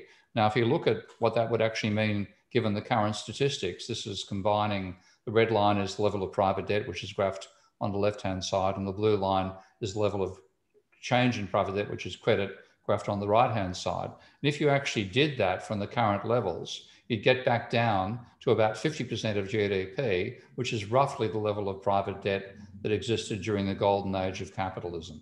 So that's what I want to do. It's the first measure. Now, I also want to make private debt and credit macroeconomic targets in the same way that central banks and treasuries look at the unemployment rate and the inflation rate. They should also look at private debt and credit. And I want to limit the amount of bank lending that can be done for asset purchases. So when I thought up this acronym some time ago, it was much cleverer than it is now. Property income limited leverage, otherwise known as the PIL. And nobody seems to use the PIL for birth control anymore, so the joke isn't worth it. But the idea is to limit the maximum amount of money that can be borrowed to buy fundamentally houses to 10 times the annual income of the house, not of the borrower. And the idea would be therefore that you would mean that if two people are competing over buying a property, rather than the one winning being the one who gets the high level of bank leverage, which is what happens now, the one who would win would be the one who saves more money. So you break this feedback between house prices and leverage, which is currently what actually drives house prices, is more household credit. Then I would want to make it possible for banks to lend to entrepreneurs without losing their shirts. And at the moment, if banks lend to an entrepreneur, most of the time the entrepreneur is going to fail. So the banks lose all their money and they only get interest on the ones that succeed. I'd rather than being able to take an equity position rather than a debt position when they lend to entrepreneurs, but without getting any management control. Because a lot of entrepreneurs have told me, and I can understand why, the last thing I want is a bank clerk telling them how to manage their business, particularly if it involves innovations. And then I'd also want to remove the encouragement for the secondary market in shares by making shares what I call Jubilee shares, where initially when they're offered to the public, they can be purchased and they continue giving a dividend and rising in value. But as soon as they're sold into the secondary market, they would only be able to sell 1 or 2 or 3 times before they have a 50-year life left, so that ultimately the value of the share on the secondary market would go to 0. And the idea is to remove the temptation for the enormous levels of speculation we see at the moment. Now, going to one of the points Paul LeBeau made earlier, I think we're in for a climate crisis far worse than what we're seeing with COVID, far worse than what we're seeing with the bushfires and the storms in America right now. And neoclassical economists have helped us put us there by nonsense assumptions that make what they do on money look trivial. So I want to prepare for that. And one way we can prepare for it in the financial system is to bring in a parallel currency of universal carbon credits, or UCCs. And the idea would be a central bank would establish a digital currency that gave everyone as a universal carbon credit equivalent to the average carbon consumption per head of that society. Now, given how skewed the distribution of income is, that would mean that, I've jumped over a point there. You then price goods, every good have two prices, a price in money and a price in universal carbon credit, where the carbon credit was corresponding to the carbon content of the product you were buying. Now, because of the skewed distribution of income and wealth, if you set that at the average to begin with, 90 to 98% of the population would be below the average, and they would never exhaust their universal carbon credits. But the top 2 to 5% of the population would run out, would have to buy the UCCs from the poor and the middle class. So it'd be a form of putting the burden of adjustment on the rich and an income distribution as well from the rich to the poor. And for more details, this is not a website I established. It's a website where somebody thought of this idea before I did, and we've been in touch since, carbonrationing.org. Take a look at the ideas there. And finally, just to finish up, I've just finished writing a new book called New Economics, a Manifesto. I hope that'll be published towards the end of the year by Quality Press. So if you find my arguments interesting, you'll get a more, a less rushed presentation of them there in 40,000 words. And of course, I'm no longer an academic. I've left the university sector. I'm now supported by crowdfunding through Patreon. And if you go to that website, you can go there without having to support me financially. Most of my posts there are open access. Only the podcasts are available just to subscribers. And you can subscribe for $1 a month if you wish to. I'm happy to be supported. I'm not asking for support because I'm doing okay now. But of course, it all helps. And hopefully one of these days, I can hire some research assistants. So that's my website there, www.patreon.com/ProfSteveKeen. And if you want to contribute directly to Minsky and economics in general, learn system dynamics. I think that's to me, that's the technology we should be using in economics, and use my Minsky software and help us improve it. That's where you can download the program from. And hopefully over time, we can make it into something which is used across economics once we get rid of neoclassical economics, which I think is vital for the survival of human civilization. We have to eliminate neoclassical economics. Thank you. That's it.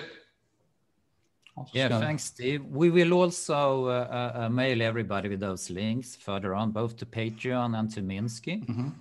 Before we conclude here, I would just like to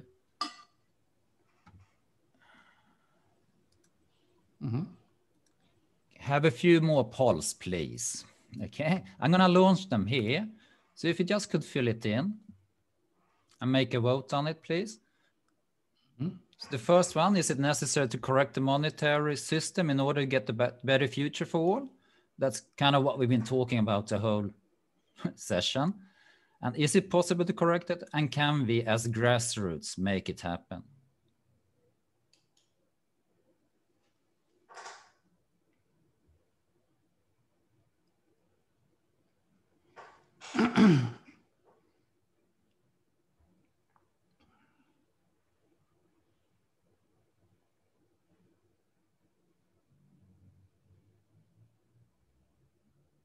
Okay, it's slowing down, so thanks. I'm gonna end the poll and share the results with everybody. So let's say, you can see this, Steve? Yeah, I can see those, and I think I agree. Firstly, the first point, yes, I think it's necessary. Well, one of my real fears about what we're facing with climate change in the next, probably even the next decade, is that if we don't have something in place before climate change starts to be truly destructive, then when it hits, we'll be in total disarray.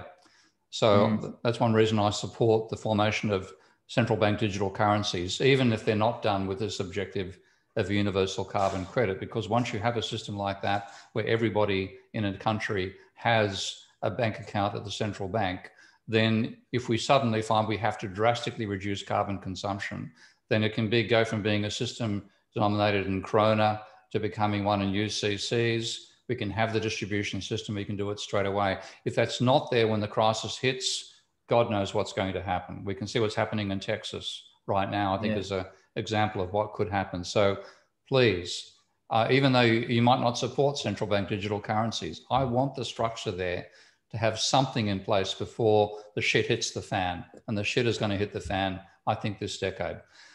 Secondly, is it possible to create the monetary system? Yes, I think it is feasible to reform it. I'm not a fan of complete government created money, the actual positive money proposal. I do see a role for private money creation, much in the way that Richard Werner does in Germany when he talks about why Germany has been so successful. It's small regional banks that know their local community and can therefore decide who's worth giving money to and who's not.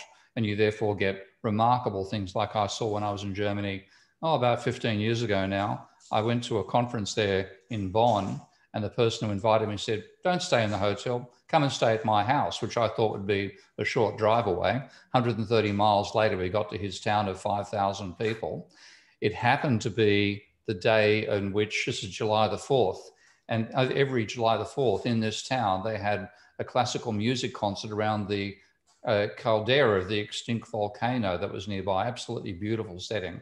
So the whole town of 5,000 people are sitting around this lake, and a beautiful 30-person orchestra with about 5 or 6 sopranos and baritones is singing away. Marvelous scene. And I was about 15 years younger than I am now. I walked past a couple of old people. I'm now as old as they were, I'm sure. An old couple sitting on a bench, and my host came and introduced me to them and had a bit of a chat and walked away. And then he said they run the major business in the village of 5,000 people. And I said, oh, what's the business? I was expecting making sauerkraut. The answer was making satellites. Wow. Now, where did they get the money from? The local bank manager knew they were great engineers, et cetera, financed them. So that's what I see the reason why I want to have still private money creation, but at a regional basis, not these huge nationalized agglomerates. So I completely support Richard Werner's arguments on that front. So I want a mixture, mainly government money creation, definitely, but also private money creation by small regional banks who know their people. The reason I gave a loan in my own family was because one of my sisters had a great business idea and couldn't get support for it. So I had to give her the money. The business is now quite successful, incredibly stressful for the family itself to do it. If a local bank manager had known how good she was, she would have got the money from them, would have been successful, would never have caused any issues. So I've had personal experience to amplify the case that Richard makes about the need for regional banks. Can we as grassroots make it happen? I'm in the no camp. I think we're going to fail. Oh, no, that's the wrong answer. Sorry, I'm sorry. I've got to be realistic. That's definitely the wrong answer. I might be wrong, but I don't do bullshit. And so that's how I feel. Oh, okay. But anyway, we say like this, we have nothing to lose and we need to take exactly. We've got it. Because it's difficult, there's no reason not to try. Oh, I agree. It's difficult, but we can make it happen. We start there, Steve. Yeah. And for point 2, I would say that we also consider that it's not a centralized system we want to have. Mm-hmm. You need to have local, sustainable economies, and it's only local banks that can handle that. But we have another twist on that. But we will not get into technicalities. I think we agreed on what we want to achieve. Yeah. Okay. And that is the main thing. I'm going to stop sharing this, and then I'm going to take another thing here. Because what I know is that talking about these things usually require you hearing them quite a lot, like more than once at least. That's my experience, and I think you've seen that when you've been in colleges and everywhere you've been teaching these things, Steve. Mm-hmm. So what we're going to ask here is it's a new poll. Do you want a rerun of this webinar with Keen?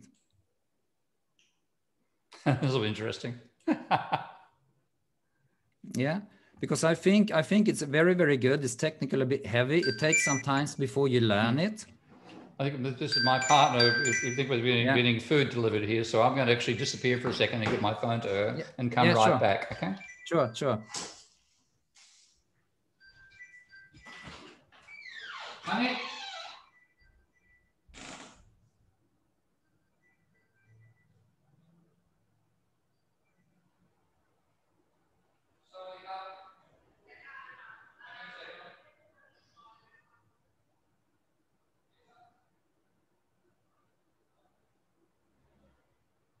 Okay, it's still ticking.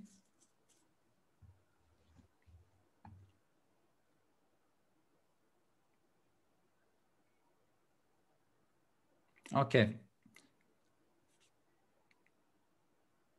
So thanks a lot. I'm gonna share the results. So it seems like there's quite a few who would like a rerun of this, so we're gonna do it, okay? And also for our Swedish speaking audience,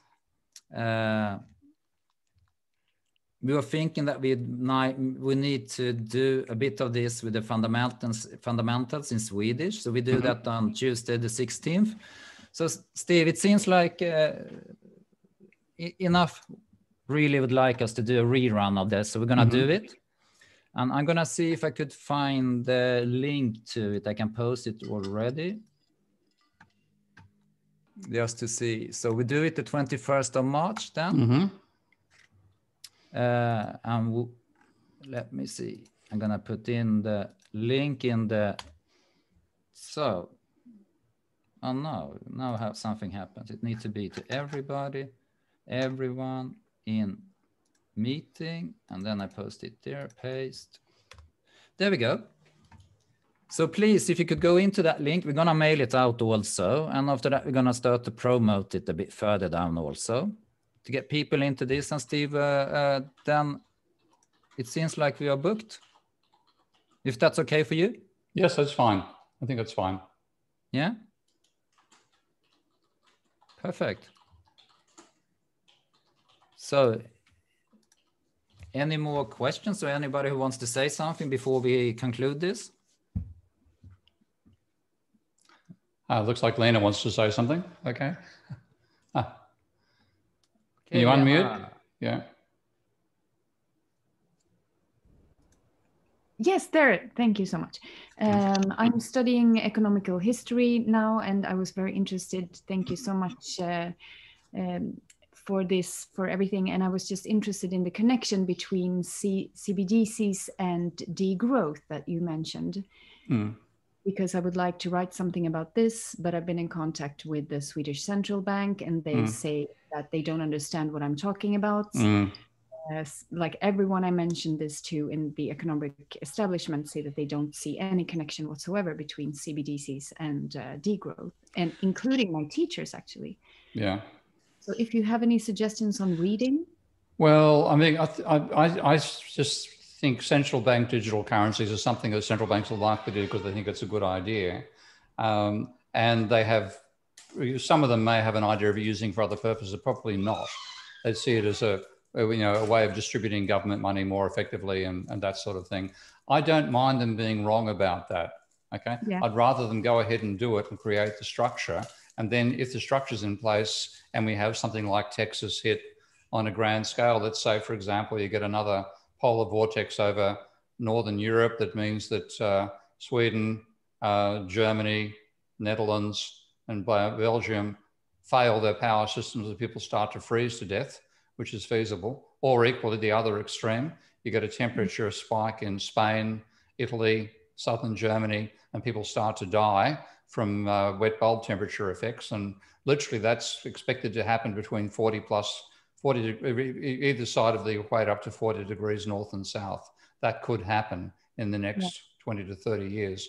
At least if the scheme is in place, you've got a way to get people, first of all, money when they need it in a hurry.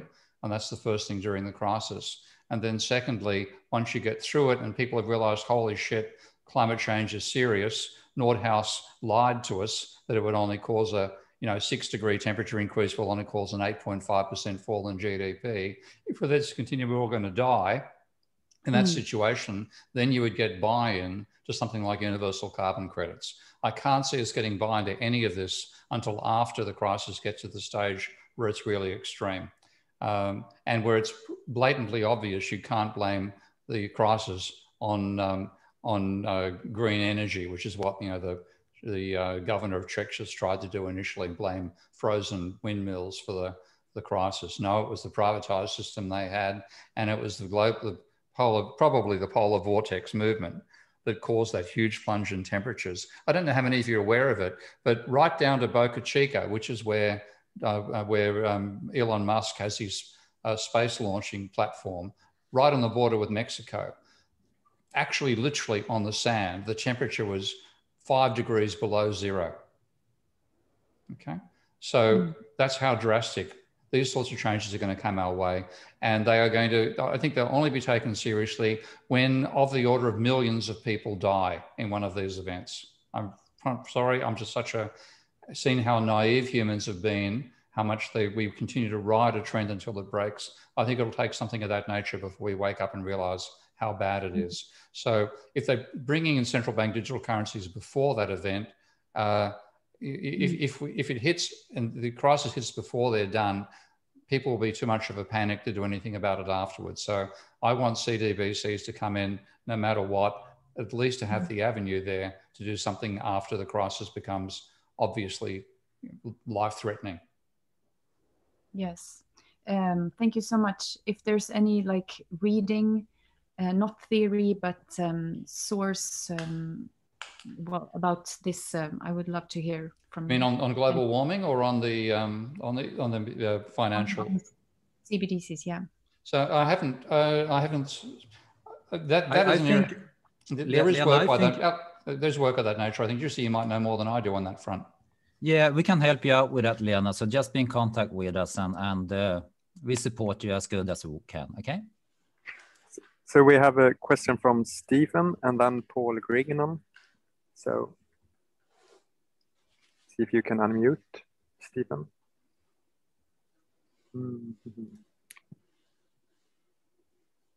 Otherwise, we can try with Paul. I'll try to ask you to unmute. Hello? Hi, Paul. Yep. Okay, hello. I'd like to have the full screen, please. Can I have a full screen? What do you mean with full screen? So that I show up on your screen, full screen? Oh, you do that. You do that. When you're talking, you Okay. This is a graph that I have been trying to get across to people for a very long time. And it is a very simple graph. It's at the bottom of my page at moneyisdebt.net. It's a live feed graph from the Federal Reserve itself. And the top one is the ratio of savings accounts to checking accounts. And the bottom one is the ratio of total debt to money. Paul, you're not sharing your screen, so you might as well do that. You know I'm going to disagree with you, but bring up your screen anyway. He's not sharing the screen. He wants to share his screen. How do I do that? Down the bottom. Down the bottom. Oh yeah, I see. Okay. So, right, but it says I'm disabled. Host disabled participant screen sharing. So Paul, it's my presentation, so I think maybe you better talk to Jussi about whether he wants to with you as well. No, but what I think the thing is we can't. So if somebody disagrees, you shut him down. Thank you very much. No, not shutting you down. I'm saying you didn't set it up. You shut me down last time, Steve, and it's been 8 years since then. And I sent you this graph, and I sent you this graph. You didn't have any comment. I'm asking you to comment on it now. You talk about lending money twice being the cause of the problem, which is pretty much saying loanable funds is the problem with capitalism. I've always disagreed with you on that front. I've shown loanable funds are sustainable if it happens. And you're a good cartoonist, Paul. I disagree with your logic on economics, and I'm not going to get into a discussion here. Okay. Okay. Therefore, so much for that. Goodbye. All right. What a waste of. Yep. All right. Paul's been an extremely insulting correspondent of mine, so I don't particularly worry about if he thinks I've insulted him back. Okay, let's drop that thing then. Do you have any more who wants to ask anything?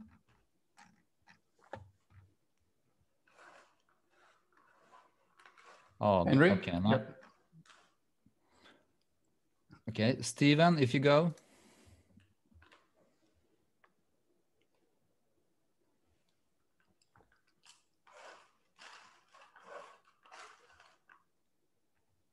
Who's the person? No, okay.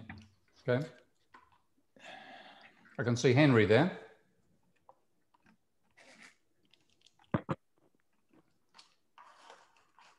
Okay, we asked Don Wilford. I can see your hand.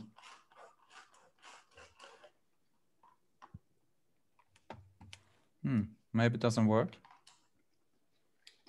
Guy called Henry is putting his hand up on the, waving at the screen, but Henry, there's a way of putting your hand up as a speaker as well, apparently. Let me see. I need to scroll quite a lot. No.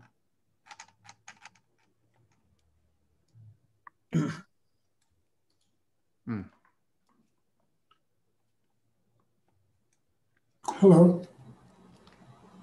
David Chester here. Yeah, we can hear you now. Hi, good.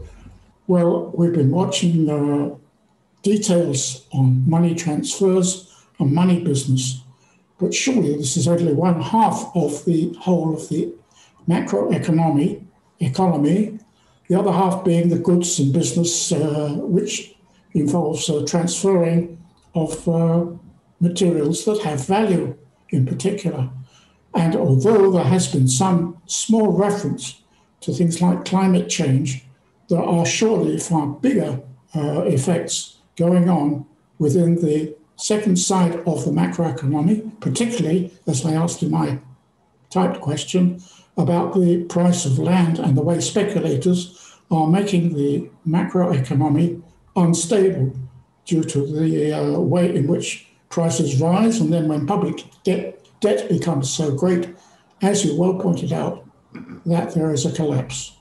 Would you like to comment on the fact that Minsky does not seem to include the second side of the macroeconomy, and would you consider doing something about it? I mean, in terms of my modeling in Minsky? Yes. Yeah, it's a question, there's only one of me. I need about 25 of me to get the work done people want me to get done, including myself for that matter. So that's why I'd like to have people learn how to use Minsky themselves. Minsky is not a model. Minsky is a tool for building models. I deliberately built a modeling tool and not a model to enable the general concepts that are needed to be considered to be analyzed by people apart from myself. So, you know, there's an article I wrote with the co-authors, Paul Omerond and one other, they've forgotten the statistician we work with, on house prices and what causes house price bubbles. And unfortunately, Paul turned down the thought of having an extra author to write the history of the economic thought stage of the paper. So it never got written. And that paper explains housing bubbles. It's 4 years old. It hasn't seen the light of day. It probably never will, because I don't have time. So that's why I haven't done it. And I would be delighted to have other people come in and start doing this modeling, use the tool for those reasons. I'm happy to give feedback, but you know, I've got a million bloody things to get done. And you know, the old saying that I think you would have seen the cartoon, the young kids staring out of a page of a cartoon saying, I'm so far behind everything that I have to get done in my life that I will never die. Well, that's the only hope I've really got. Thank you.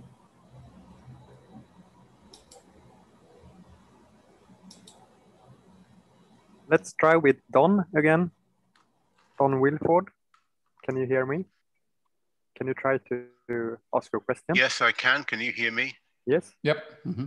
Yeah, I can. So I'm in Canada. I thought it might be Texas for a moment. They're looking at the backdrop. Steve,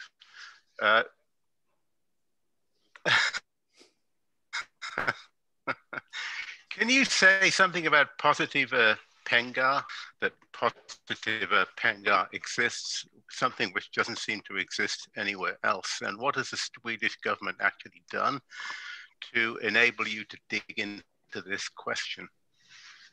Well, just quickly, Positive Money was the very first such institution, started in England, about 10, 15 years ago. So I think Positiva Pengar, the actual name is a rebranding, isn't it, of Positive Money from the UK? Yeah, that's correct. And there's a number of other organisations in Europe. So I think I must say that overall, I know the people in Positive Money. I'm very impressed with them. One thing which Paul Grinjon annoyed the hell out of me a moment ago, as you noticed. What I found is people in Positive Money have got perspective about, you know, government money creation and so on, but they're extremely reasonable and open and able to listen to and take contrary points in view. I really appreciate that. So I'm a great fan of positive money overall, even though I have some criticisms of the proposals. I still think that they're, if you're going to get a lobby group, you need a lobby group of this nature, because the reasonableness is a major mark in their favour. And for this reason, I think they've been listened to some degree by central banks that tend to have a negative reaction to campaigns from the public. Positive money has been, we haven't changed the monetary system yet, but you get listened to in a way that many other lobby groups don't do. Jussi, do you want to carry on a bit more about Positiva Pengar? No, but I think that's conclude quite well what we are about. And actually, James Robertson started to write about this like in the 90s already. So, I mean, I don't think it's anything new. And, you know, we had a question about MMT here, and what you're talking about, you know, everybody points at the central bank as the solution. But what we do is that we see the central bank as the solution.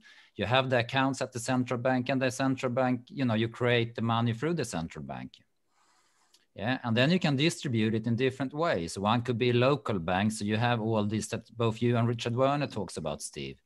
Yeah, which means that you have a withdrawal right from central bank, from local banks, and you can put the conditions on this. It will be like a bit of window guidance that what Werner talk about.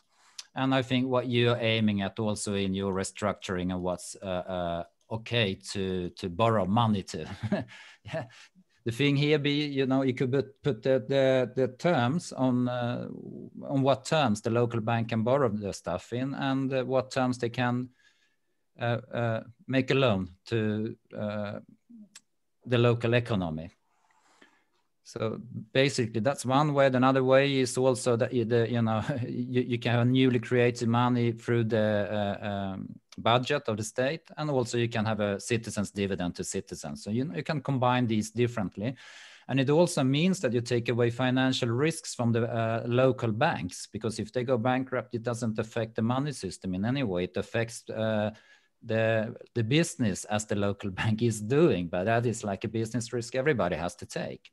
So there's a lot I can say about it, but basically I hope that gave a short overview.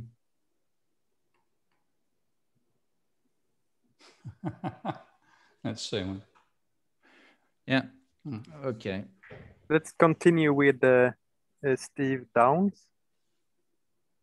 You can unmute yourself. Yeah. Thanks very much, and Steve, thanks very much for your presentation and giving us your time today. Really interesting. Pardon me. I see there are a number of questions on there about the degrowth, and my question, just following up on the tension that there appears to be between degrowth and the motivation for the accumulation of capital, which is the nature of profit. So I don't understand then how we can achieve degrowth with the current economic structures that we've got. I'm just wondering what comment you might have.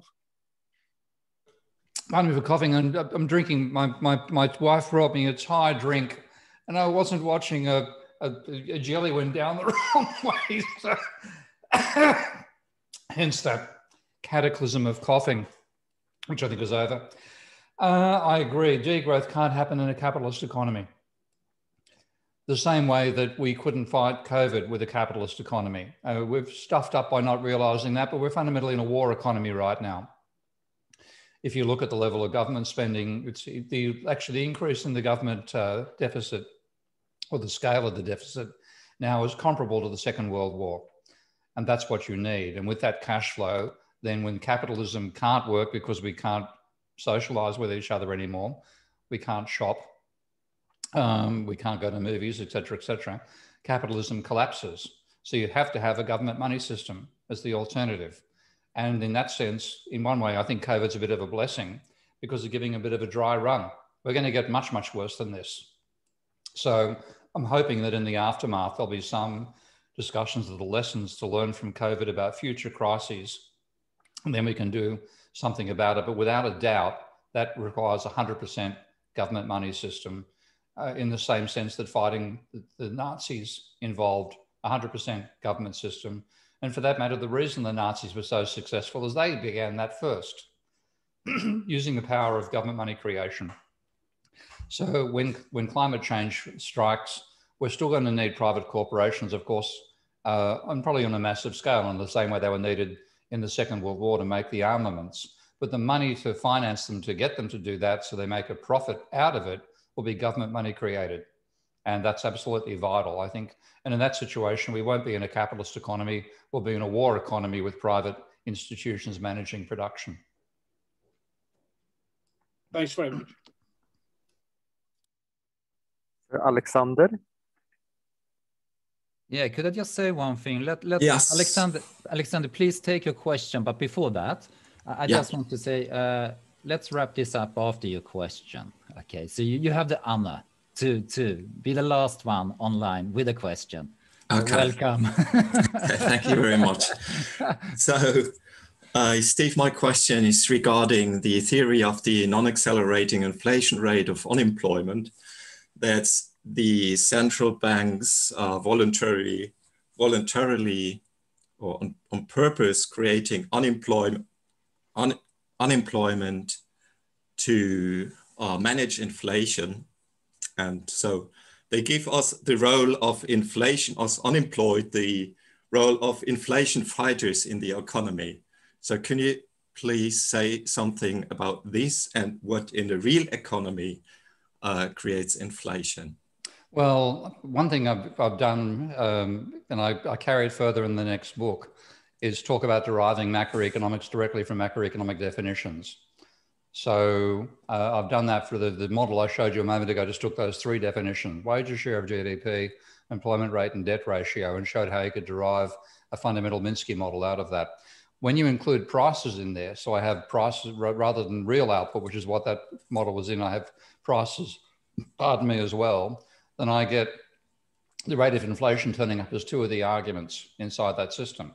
When I then look at what the rate of inflation is using the same approach, I get it's the sum of the rate of change of wages minus the rate of change of wages share, plus one other factor which I can't recall straight away. But it does come down to inflation being a struggle over the distribution of income. Now, in that sense, that part of the Nehru argument is sensible because it is saying there's a relationship between employment and inflation.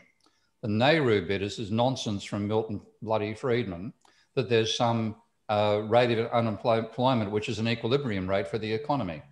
And it's the equilibrium thinking which is completely wrong. And the Nehru, when you look at how it's mathematically defined in terms of how it's used in the model, it's basically it's a lagged function of previous unemployment rates.